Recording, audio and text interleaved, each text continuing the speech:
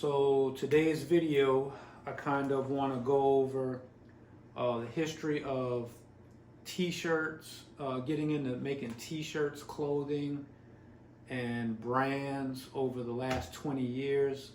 Once again, this is just from my experience, my opinions, just what I've been through. Everybody has a different method of doing things, a different story, a different path. So pretty much, I got started back in 2004, and in that time there was no internet, there was no computers to look up shit. So I had no clue how to fucking make t-shirts, merchandise, anything at all. I found a local print shop, which was very small in my town, very small town.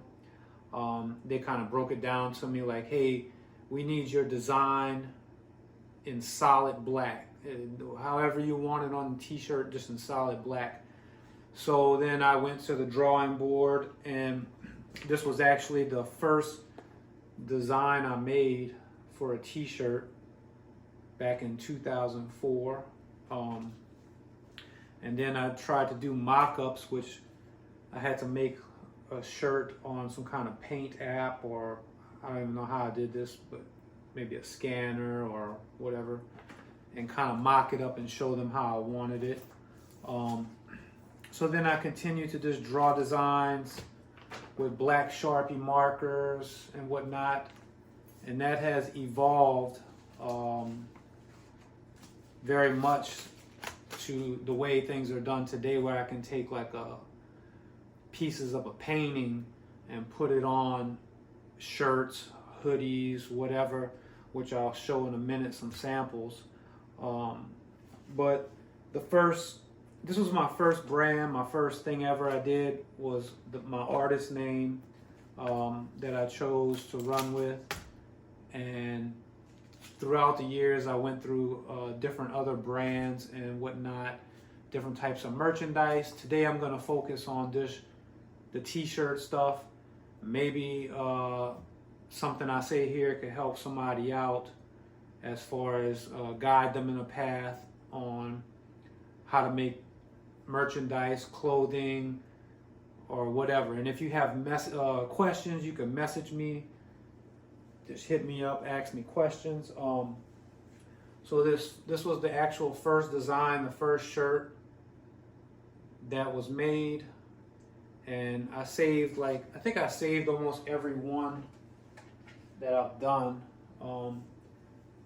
This shirt here, I actually figured out how to get like a sketch drawing transferred so they could print it on a t-shirt. This was a few years later for another brand I had called Buck Skull. That was like 2008, 2009. Probably like 4 years later. And this was my actual logo, for the first logo I made. It was a horseshoe with a crown with the name. Somebody sent Noof a picture of this shirt they had. This was a Halloween shirt I did. You can see this pumpkin thing flying on a broom. I got that pumpkin on my leg tattooed. That was a Halloween shirt. And in those days, 2004, 2005, one of the biggest brands was Famous Stars and Straps. I don't know if you remember that, but I kind of ripped them off on this design. Let's see. Then started getting into like more coloring. This is a Buck Skull shirt. One of the print shops out here started teaching us about like halftone dots and whatnot to get shading. It was a mess to try and figure out. It was very hard to try and figure out like how to accomplish things. Back in those days with no computer, no way to look shit up. You couldn't go on somebody's Instagram page or whatnot and see what they were doing. It was a lot harder than it is today. Today I can just get on a fucking app and make any shirt I want on my phone, you know. So that was the first brand, and then the Buckskull brand I moved into. And then in 2020, I got back into the clothing, came up with a whole new system based off of the new artwork I was doing in the galleries. So it was like a whole new direction. And that was called Never Forever Gumbo Soul, which I still run with that now. This was a Last Dance shirt. And this image was taken off of the painting. And the back was kind of like to look like some kind of like concert shirt, a tour shirt or something. Here is another painting. This comes off of a painting I did. And this is direct to garment from a third party site, which I'll get into that in a second. And then this is a more detailed graphic shirt, direct to garment also. I had this done at a print shop here. And then I'll go over like the cost from dealing with a print shop to dealing with a third party for artists. Then not long ago, I started, these print shops and these third party shops can't produce graphics big enough, jumbo print on shirts because their boards are a certain size. And these local print shops are used to doing like school shirts, people running for mayor type bullshit, simple shit, you know, fly by fucking jobs. They're not doing designer type shit. So I got fed up with that. And I was like, you know what? I'm going to fucking make this shit myself. So I went out and I got this long rolls of clear, hard type paper. Drew these images on there. And it had to be pretty simple. Had to cut this out with an X-Acto knife so I can get my image large enough to go from top to bottom, which is considered a jumbo print, all over print. And instead of messing with screen print, screens and the screen ink, which is I find to be messy, I was like, I'm gonna do this shit real like DIY fucking punk rock. I used acrylic paint and sponges, so a lot of the stuff you see me selling over the last, I don't know, 8 months or a year, I don't know, is all done here. Just printed at my house. This here is things you can accomplish. You could do this on your own. You could order this through some fucking China, fucking Pakistan, you know, people, manufacturing companies. But the third party apps offer this all over printing, hoodies. And this comes from a painting. So pretty much I can create anything from simple to all over print like this. Some people like this, some people don't. And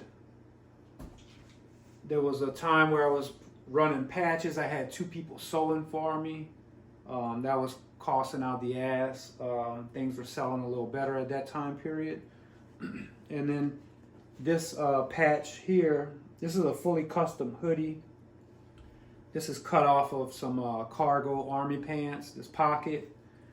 These straps are a belt I chopped up.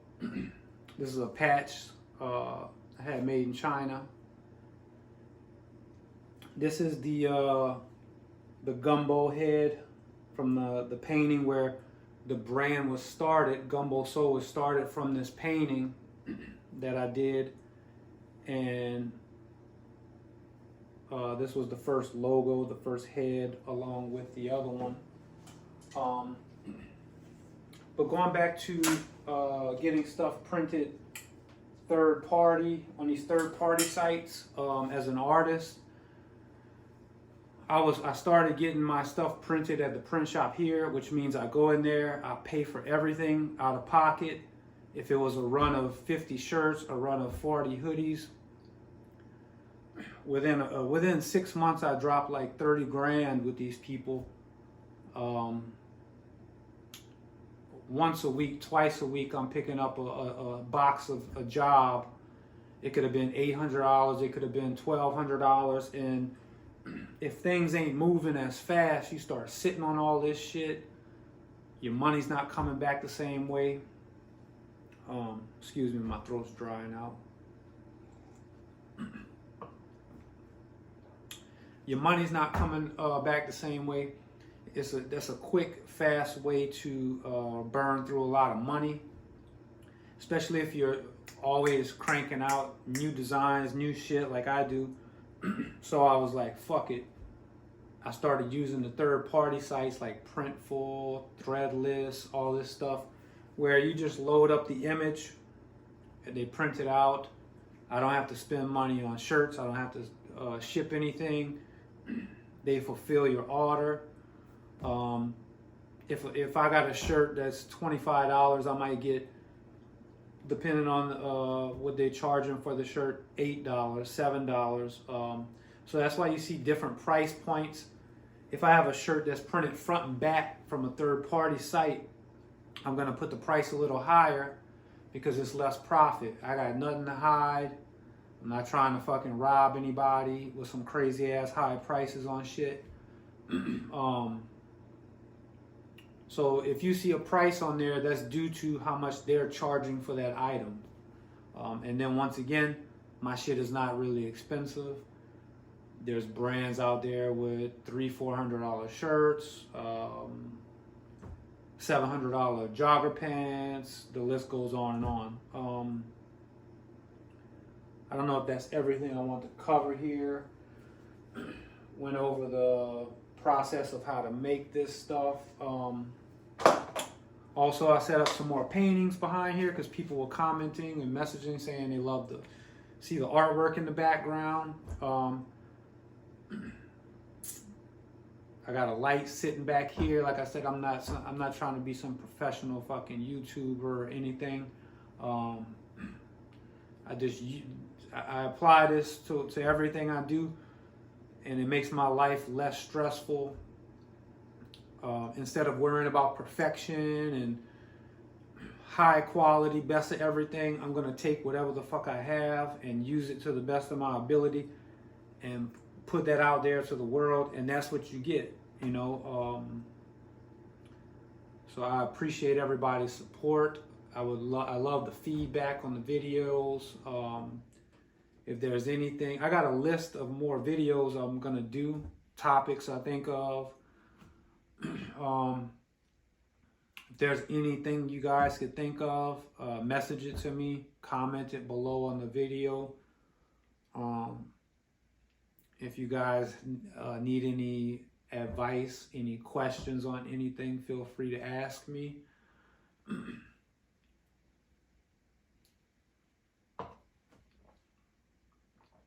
These videos are not easy for me to do because I'm very, sometimes I get very introverted.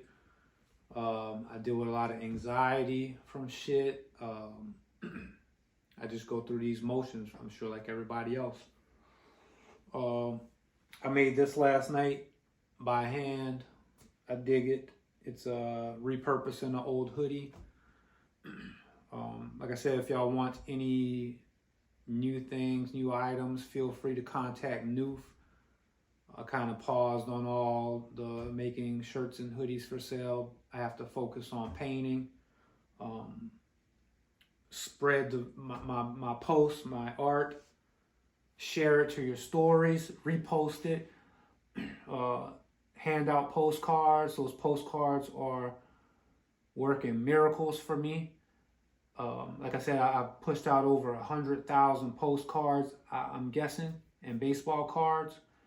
And they're not only serve a purpose of being a business card, and I tell everybody this, but these people get these postcards and it's like a mini print. They're hanging them in their house. They're custom framing them.